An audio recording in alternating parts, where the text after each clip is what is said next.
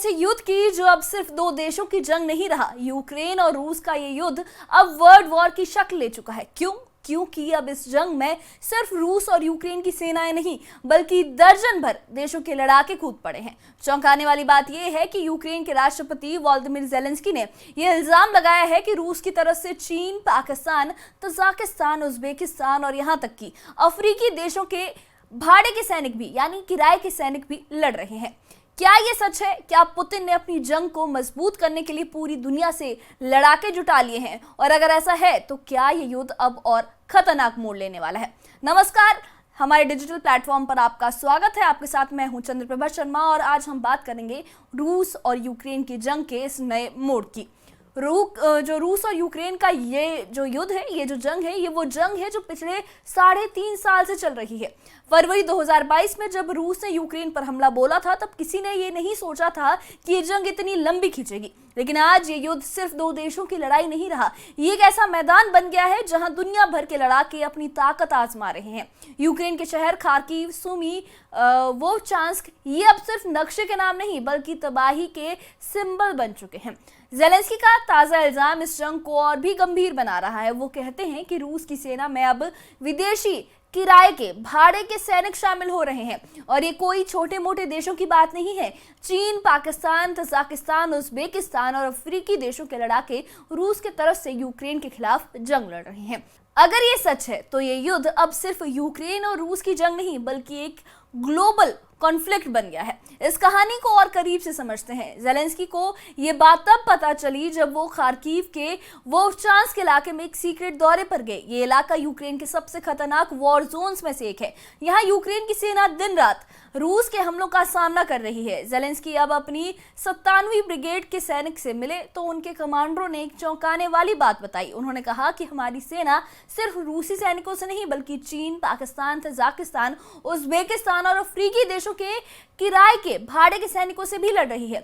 Zelensky सुनकर हक्के बक्के रह गए। उन्होंने तुरंत सोशल मीडिया पर लिखा, हमारे सैनिक इन विदेशी लड़ाकों का मुकाबला कर रहे हैं और हम इसका जवाब देंगे। लेकिन सवाल यह है कि ये भाड़े के सैनिक हैं कौन? ये किराए के सैनिक आखिरकार है कौन? और रूस इन्हें क्यों और कैसे इस जंग में शामिल कर रहा है? तो इसे समझते हैं। भाड़े के सैनिक यानी कि जो मर्सनरीज है, ये वो लड़ाके हैं जो पैसे के लिए किसी भी देश की तरफ से जंग लड़ सकते हैं और किसी भी देश की तरफ से जंग लड़ते आए हैं।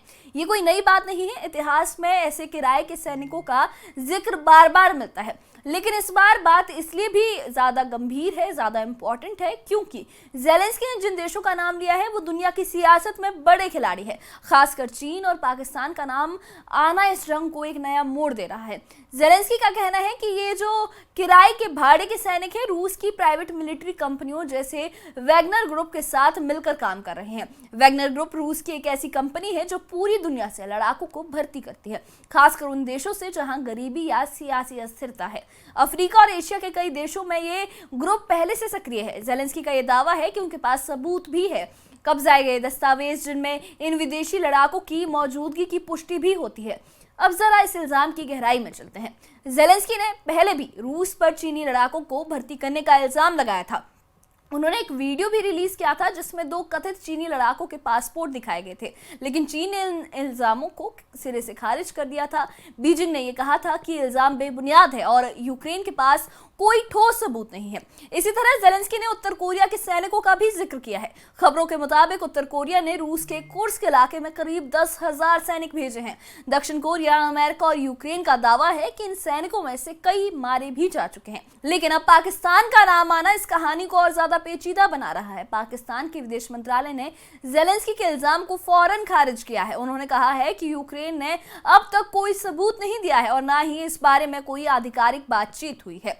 पाकिस्तान ने यह भी कहा है कि वो इस जंग में तटस्थ हैं और किसी भी तरह से शामिल नहीं है। लेकिन सवाल ये है कि अगर पाकिस्तान के लड़ाके वाकई रूस की तरफ से लड़ रहे हैं तो ये कैसे हो रहा है और इसका मतलब क्या निकलता है? चलिए इस जंग के मैदान को और करीब से देखते हैं और समझते हैं कि ये समीकरण कैसे बन रहे हैं। यूक्रेन का युद्ध अब कई मोर्चों पर खड़ा है। कई मोर्चों पर ये जंग लड़ी जा रही है। खार्किव और सुमी सबसे खतरनाक बैटल जोन्स बन चुके हैं और यहाँ रूस की सेना लगातार हमले कर रही है। जेलेंस्की का ये कहना है कि रूस ने हाल ही में एक हफ्ते में 1200 से ज्यादा हवाई बम, 850 ड्रोन और 40 मिसाइलें यूक्रेन पर दागे हैं। इन हमलों ने शहरों और गांवों की बिजली के प्लांट्स को तबाह कर दिया है। लेकिन यूक्रेन भी चुप नहीं बैठा है। उनकी सेना ने रूस के सुखोई 30 फाइटर जेट को एक समुद्री ड्रोन से मार गिराया है। ये जो हमला है ये नोवोरोसिस्क के पास हुआ है और यूक्रेन ने इसका वीडियो भी रिलीज किया है। यूक्रेन की ग्रुप 13 यूनिट ने इस हमले को अंजाम दिया, जिसने रूस की नौसेना के कई जहाज भी डुबोए हैं। लेकिन इन सब के बीच जेलेंस्की के लिए एक सबसे बड़ी मुश्किल ये है कि उनकी सेना कई मोर्चों पर हार भी रही है। खार्किव और वोचांस्क जैसे इलाकों में रूस की सेना बढ़त बनाए हुए है। जेलेंस्की का कहना है कि विदेशी भाड़े के सैनिकों की मौजूदगी उनके हार की एक बड़ी वजह है। लेकिन सवाल ये है कि क्या ये इल्जाम सिर्फ हार का बहाना है या वाकई रूस ने पूरी दुनिया से अपने लिए लड़ाके जुटा लिए हैं। अब इस जंग के सियासी पहलू को समझते हैं। ये जो युद्ध है सिर्फ हथियारों और सैनिकों की लड़ाई नहीं है, ये एक सियासी खेल बन गया है जिसमें बड़े बड़े देश भी शामिल हैं। रूस को इस जंग में उत्तर कोरिया का खुला समर्थन मिल रहा है। खबरों के मुताबिक उत्तर कोरिया ने न सिर्फ हथियार दिए हैं बल्कि अपने सैनिक भी रूस की तरफ से लड़ने भेजे हैं। और चीन का रुख इस जंग में थोड़ा पेचीदा है। जेलेंस्की का कहना है कि चीनी लड़ाके रूस की तरफ से लड़ रहे हैं, लेकिन चीन ने इसे खारिज किया है। फिर भी रूस और चीन के बीच कारोबारी और सैन्य रिश्ते बहुत ज्यादा मजबूत हैं। 2024 में रूस और चीन का व्यापार 200 अरब डॉलर से ज्यादा का रहा है। ऐसे में ये सवाल उठता है कि क्या चीन चुपके चुपके रूस की मदद कर रहा है। पाकिस्तान का मामला और भी दिलचस्प है। जेलेंस्की ने पहली बार पाकिस्तानी लड़ाकों का जिक्र किया है, लेकिन पाकिस्तान ने यह साफ कहा है कि वो इस जंग में शामिल नहीं है। फिर भी अगर भाड़े के सैनिक की बात सच है तो हो सकता है कि ये लड़ाके प्राइवेट मिलिट्री कंपनियों के जरिए रूस तक पहुंच रहे हों। इस जंग का एक और दर्दनाक पहलू है मानवीय संकट। यूक्रेन में पिछले 3.5 साल से लाखों लोग मारे जा चुके हैं। यूक्रेन के मुताबिक 46,000 सैनिक इस जंग में अपनी जान गंवा चुके हैं। रूस की तरफ से भी 4,27,000 सैनिक मारे गए हैं या घायल हुए हैं। यूक्रेन के शहरों में सड़कें, स्कूल, अस्पताल सब कुछ तबाह हो चुके हैं। 2022 में यूक्रेन की अर्थव्यवस्था 35 से 40% तक सिकुड़ गई है और अब भी हालात सुधार की हालत में नहीं है। हालत अभी भी सुधर नहीं रही है। लाखों लोग बेघर हो चुके हैं और बच्चे इस जंग की भयानक यादों के साथ जी रहे हैं। संयुक्त राष्ट्र का यह कहना है कि इस जंग की कीमत को पीढ़ियां चुकाएंगी। रूस की हालत भी कोई अच्छी नहीं है। इस जंग ने रूस की अर्थव्यवस्था को भी चोट पहुंचाई है। रूस का जो रक्षा खर्च है उसके कुल बजट का 1/3 हो गया है। लेकिन रूस का नेतृत्व यानी व्लादिमीर पुतिन इस जंग को खत्म करने के मूड में नहीं दिखते हैं। जेलेंस्की इस जंग को जीतने के लिए हर मुमकिन कोशिश कर रहे हैं। वो अमेरिका, ब्रिटेन और यूरोपीय देशों से हथियार और पैसे की मदद मांग रहे हैं।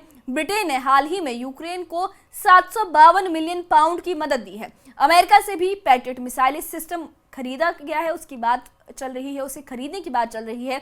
लेकिन अमेरिकी राष्ट्रपति डोनाल्ड ट्रंप ने जेलेंस्की पर यह इल्जाम लगाया है कि वो हमेशा हथियार ही मांगते रहते हैं।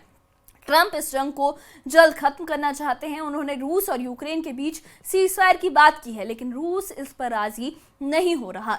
ट्रंप ने यह धमकी दी है कि अगर रूस सीजफायर नहीं करता है तो वो रूस पर सख्त टैरिफ लगाएंगे। लेकिन इस जंग का सबसे बड़ा सवाल ये है कि क्या ये भाड़े के सैनिक वाकई यूक्रेन की हार की वजह है या फिर जेलेंस्की अपनी नाकामियों को छुपाने के लिए ये इल्जाम लगा रहे हैं। सच जो भी हो, ये जंग अब सिर्फ यूक्रेन और रूस की नहीं रही। इसमें दुनिया के कई देशों की सियासत और हित जुड़ चुके हैं और ये जो जंग है ये पूरे विश्व के लिए एक मुश्किल बन गई है। जेलेंस्की का कहना है कि वो हर मोर्चे पर डटकर मुकाबला करेंगे, लेकिन सवाल ये है कि क्या वो इस ग्लोबल जंग को जीत पाएंगे या फिर ये युद्ध और लंबा खिंचकर दुनिया को और तबाही की तरफ ले जाएगा।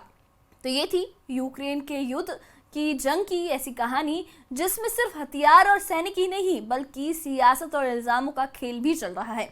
जेलेंस्की के इल्जामों ने दुनिया का ध्यान खींचा है, लेकिन बिना ठोस सबूतों के ये सवाल उठता है कि क्या ये सिर्फ प्रोपेगेंडा है या फिर रूस ने वाकई पूरी दुनिया से लड़ाके जुटा लिए हैं। इस जंग का अंत कैसे होगा ये कोई नहीं जानता अभी, लेकिन एक बात साफ है कि इस जंग की आग अब सिर्फ यूक्रेन तक सीमित नहीं है। ये आग अब दुनिया के हर कोने में फैल रही है। हमें कमेंट बॉक्स में बताइए कि आपको क्या लगता है, क्या जेलेंस्की के इल्जाम सच हैं या फिर ये सिर्फ सियासी खेल है। आपकी क्या राय है हमें कमेंट बॉक्स में जरूर बताइए और इससे जुड़े अपडेट्स के लिए और ऐसी ही खबरों के लिए हमारे चैनल के साथ बने रहिए। हमारे चैनल को सब्सक्राइब करिए। शुक्रिया।